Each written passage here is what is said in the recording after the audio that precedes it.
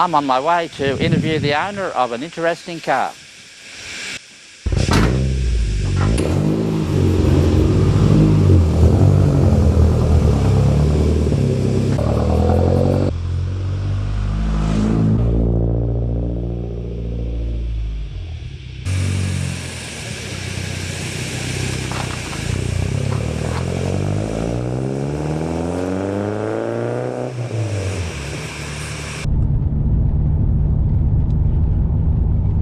I'm just on my way to interview Ron about his old 404 Peugeot rally car.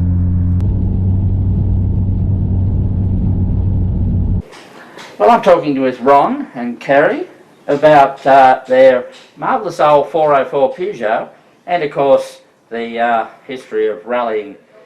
So, Ron, what was your first rally? First rally was well over 40 years ago, and I bought a 203 Peugeot. I think I paid £60 for it, and put some rally tyres on it. They were retreads actually. Then I got a very well-known car mechanic, Peter Mullen, to persuade him to navigate. So I entered the car. Three of us in the car, slightly underpowered of course, 1200cc. We had a hamper in the back and a spare wheel. And it was 500 miles long. That was the first event I ever ran in. In what area on the north coast? It was Inland through farmlands, opening and shut gates. I've never seen anything like it. I've never been in motorsport before. And what made you go, right, I want to go in a rally? I watched the Round Australia rally not terminate, but stopped at Newcastle Showground. Great personalities in it. Jack Davey was a well-known radio announcer, Jack Murray, all the good people were in it. And Kerry, I took him along. He was 10 months old, 10 months in a napkin. And it's getting very interesting to watch the cars coming in and that sort of thing. We're sitting up in the grandstand, the only two people in it. Then Kerry decided to fill his pants. As you do. Which they do at 10 months, strangely enough. And I had to leave the event and take him back home to get changed. But that was the first experience. And it occurred to me, what a wonderful sport. Yeah. And I followed it from that point on. Now also Peugeots play a big part in your rallying. So what drew you to what is, to a lot of people, a foreign sort of French car? Strangely enough, I worked at the Premier Hotel at Broadmeadow at the time, and one of the guests at the hotel had a brand new 203. And it appealed to me. I don't know why, but I thought, not a bad, and he was very happy with the car, of course. Right. So when it got time to me to be able to afford to go into an event, the 203 is about 25 years old, I think, at the time, and I only paid, as I said, $65 for the car. Yeah. Put on some rally retreads and went in it, and enjoyed it. But we were buggered, I can tell you, 500 miles is a fair run. At any time. Right. Yep. And it was all night, by the way, all night event. Yep. Finished up about 8 o'clock in the morning. So then, as time went on, did you progress out of Peugeots, or did you just stay with Peugeot? No, I stayed with Peugeot for many, many years and never regretted it, including a run around Australia in our own car with Kerry driving. Right. So around Australia now, that is an adventure. Definitely, definitely an adventure. So how did you go in terms of breakdowns? Did you know? Good point, Jim. I'm honestly saying we did not lay a spanner on that car from go to woe. We crunched up our exhaust system at one point in Western Australia and had it replaced. But then, other than that, we just put fuel in the car. We never even added any oil. We had one little problem. Peter Milos was navigating.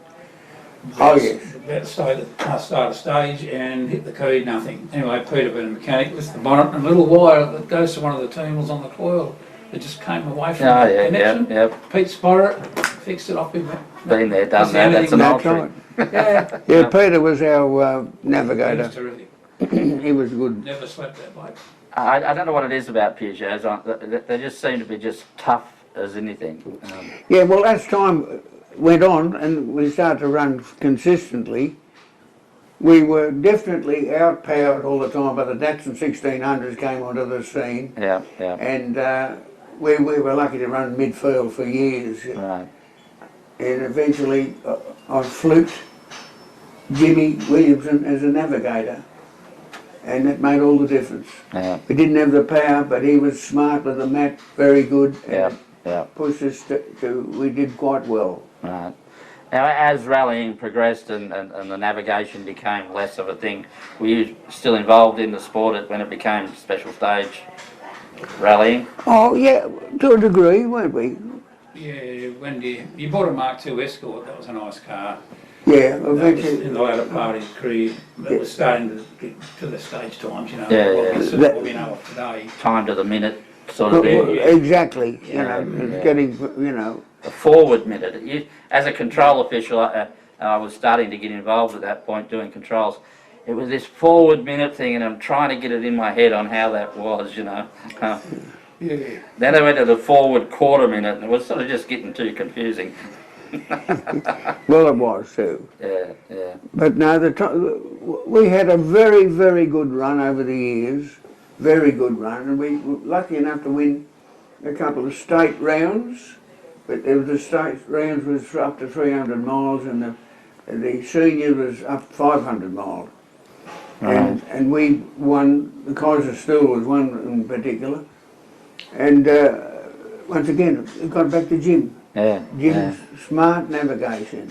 yeah, yeah. You need a good navigator. You, no question you about it. did at the finish. And there's a thing with navigators, you have to not only be a good navigator, but it's like a relationship. You have to have Exactly correct. a friendship of some description, or you've got to communicate when not necessarily when you're communicating, if you know what I mean. No, it might just take a look, you know, and you know what you're thinking, you know. It was very, very good. And there was some other good performers around, Colin Bond and all those people. Yeah, yeah. Are all rallying at the same time. Yeah, yeah. And you get to poke your chest out if you finished in front of some of those blokes. They Now, were very good peddlers. yeah, they were. Now, you did a Southern Cross rally, was it? We did. Yeah, what was that in the days of Melbourne to Sydney? That's correct. Yeah. And a friend of mine had a... Was that in a Peugeot or? no, that was in a Renault Gordini. Oh, really?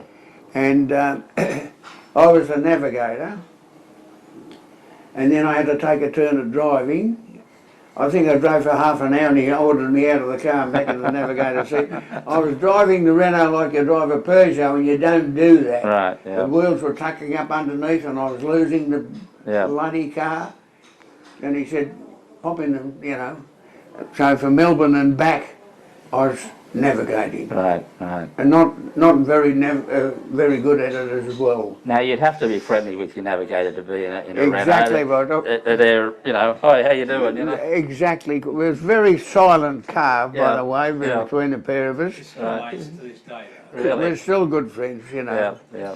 But it was a great little car, it had a ton of power, but if I could have driven it better, we'd have done okay.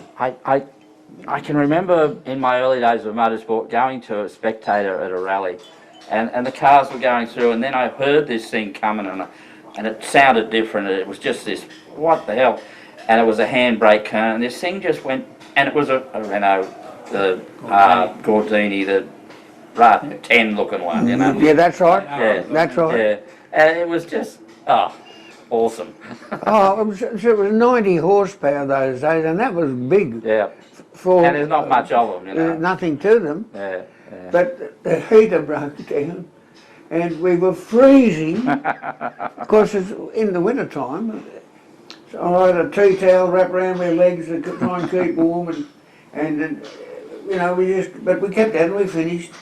And of course, in those early events too, there was a lot of gates involved. So you'd have to Oh, that my You'd word. be in and out the car as a navigator, shutting the gate. Exactly, and you're supposed to latch it when you're finished. Yeah, and every farmer had a different latching system. Exactly correct. And then if you're taking your time, well, not taking your time, but trying to get it open, then the driver gets a bit toey. Yeah, yeah. Yeah, and then someone else is coming along and you're shutting it in That's front of right. them. And That was about the time the Volvos became involved. yeah, John Keirth. John Keirth, he was a very good peddler, but he was a very well-off man too as well. He had all the good gear. And you could see it. I mean, when they look at the sheet, how many minutes you drop from that point to that point, and he'd be right up amongst the others, Gerard brothers and all those people. it's funny with rally cars, you know, because when you actually look at rally cars, an awful lot of them are their original car is a shopping trolley. Yeah. Whether it's a Volvo, a Datsun 1600 has just been a people mover, a Ford Escort, you know, these are just ordinary shopping cars. Yep.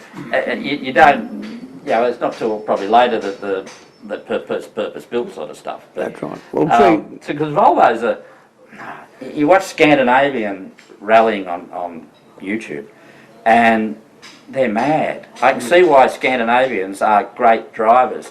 They don't know what a brake pedal is. No. Now, the car is sideways in a ditch with wheels in the air, and it's like this, and they've still got their foot on the floor, hoping it will get itself out of the ditch. and that's quite right. Yeah. Like that, only perhaps driver to equal them in those days was what's he? Roger Clark. Maybe. Roger Clark, Yeah. and he said that if ever he could catch sight of the boot of Yeah. the car when he's sideways, he knows he's on the ball. Yeah. Yeah.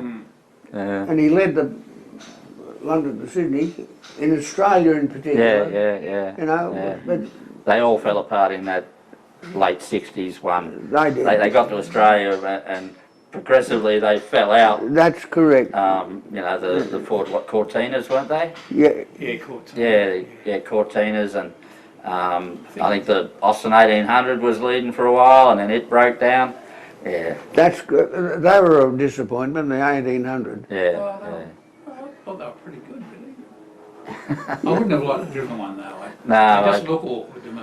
I followed one round Eastern Creek. It had been built as a replica of that London to Sydney with the wheels on the roof and everything, and it like 1800 really hotted up engine. And my Dolomite, I'd be right behind it as we come onto the straight, and it just went whoop. Is that right? Until we got to turn 2 at Eastern Creek, and it's got a wheel in the air, and I'm right behind him again. Like minis, they pick that back wheel up. Yeah. No, never mind. They were good. So, the Peugeot, the brown Peugeot that you currently have, or you know, Yeah. how long have you had that one? I'm caring. 10 years. No, we went around Australia was in '95. You rallied that prior. Yeah, that's right. You've had that for a long time. Yeah, I have. Yeah. 20 or 30 years. 20? At least. Yeah. Yeah, I remember And that it's, years ago. And the car could go round again now.